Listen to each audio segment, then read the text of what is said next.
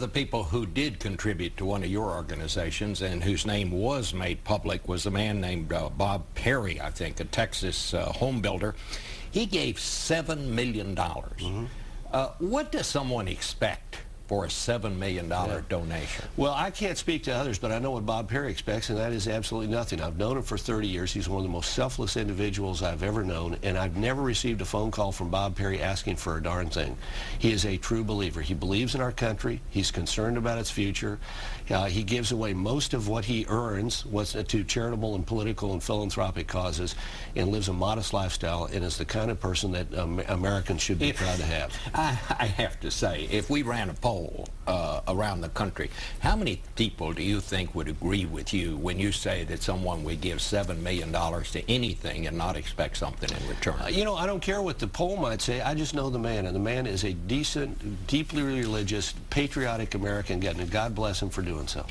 You know, we've talked about these outside groups, some of which require disclosure of the money that they get, some of which don't. You're tied to two of them, one that does it one way. And Bob Perry gave to the 527, which was disclosed, and discloses all of its owners. You know what, Mr. Rove? Back in 2004 in August, you talked to John King of CNN. Here's what you said then about these groups. I remember well. Well, let's listen here.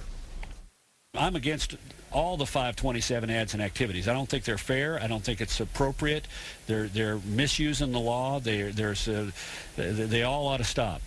So why is it, if they were that bad back then, they're so wholesome now? Well, I'm not suggesting it is what it is. And the choice is whether you fight the battle with one arm tied behind your back or not. As I say, I wish we had a different system, but we got the system we got. Think about this, Bob.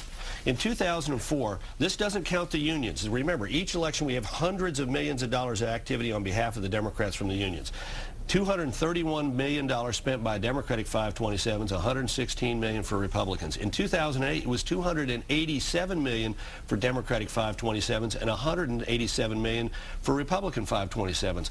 I didn't want my party to sit there, and that's the 527s. That doesn't count the 501c4s, where for all of these elections have been virtually all Democrat and virtually no Republican money through 501c4. Well, let me just ask you this. If you feel so strongly about it, would you pledge this morning that you'll work to have new campaign laws where we make all of these contributions transparent and we'll know who's given it?